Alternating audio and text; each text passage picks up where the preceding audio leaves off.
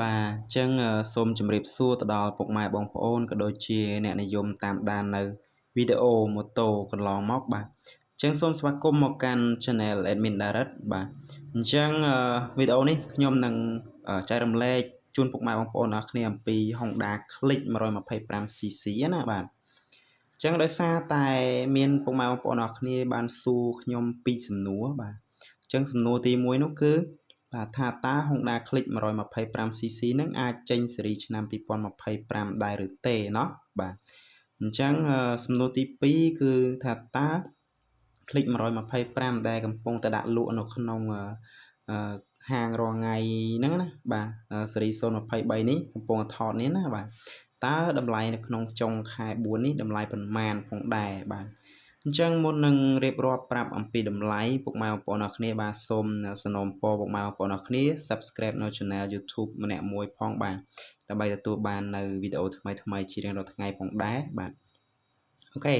អញ្ចឹងសំណួរទី1ដែលគាត់សួរថាតើ Click 125cc ចេញ025ដែរឬទេណាបាទអញ្ចឹងសម្រាប់ចម្លើយទី1នោះគឺថា Honda Click 125cc អត់មានចេញស៊េរីឆ្នាំ2025ទេពុកម៉ែបងប្អូនអរគ្នាបាទ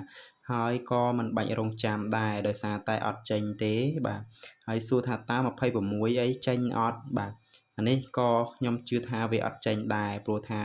Click 125ឆ្នាំ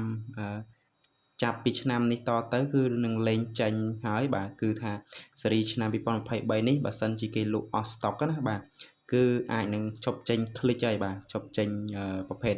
ម៉ូតូ Honda Click 125ទៀតហើយបាទអញ្ចឹងគេអាចនាំចូលនៅ Honda Vario 125cc វិញប៉ុន្តែយើងអត់ដឹងថាតើឆ្នាំ2026ឬក៏27ទេដែលគេនាំចូលណាបាទប៉ុន្តែសូមបញ្ជាក់ផងដែរថា125ឆ្នាំ2025គឺគេអត់ចេញទេបាទម៉ូតូ Click នេះគឺគេអត់ចេញតទៅទៀតទេ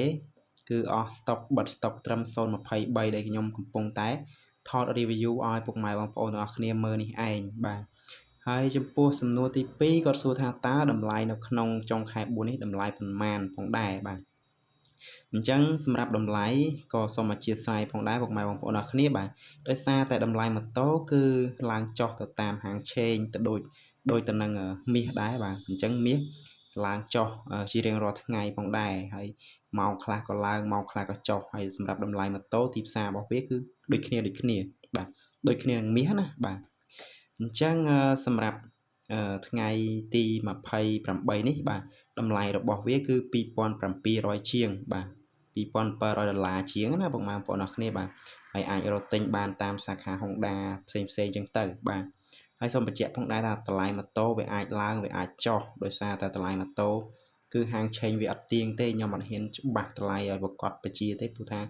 តម្លៃម៉ូតូគឺជួនកាលទៅខ្ញុំប្រាប់ក្នុងវីដេអូនេះប៉ុន្តែអ្នកទាំងអស់គ្នាទៅសួរនៅហាងផ្សេងទៅអាចឡើងអាចចុះចឹងទៅបាទ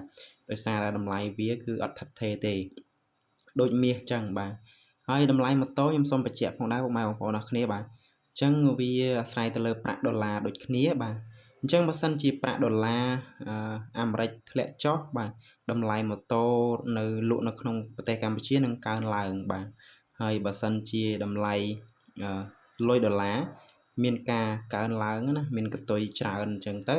គឺសម្រាប់តម្លៃម៉ូតូគឺបែរជាធ្លាក់ចុះវិញអានេះតាមដែលខ្ញុំសង្កេតណាបាទឧទាហរណ៍ថាតម្លៃដុល្លារលុយដុល្លារ41ឬក៏41 42ចឹងទៅគឺតម្លៃម៉ូតូតែ20ស្ដើងអីទេបាទប៉ុន្តែបើសិនជាលុយដុល្លារសល់ត្រឹម38 39អីទេអាហ្នឹង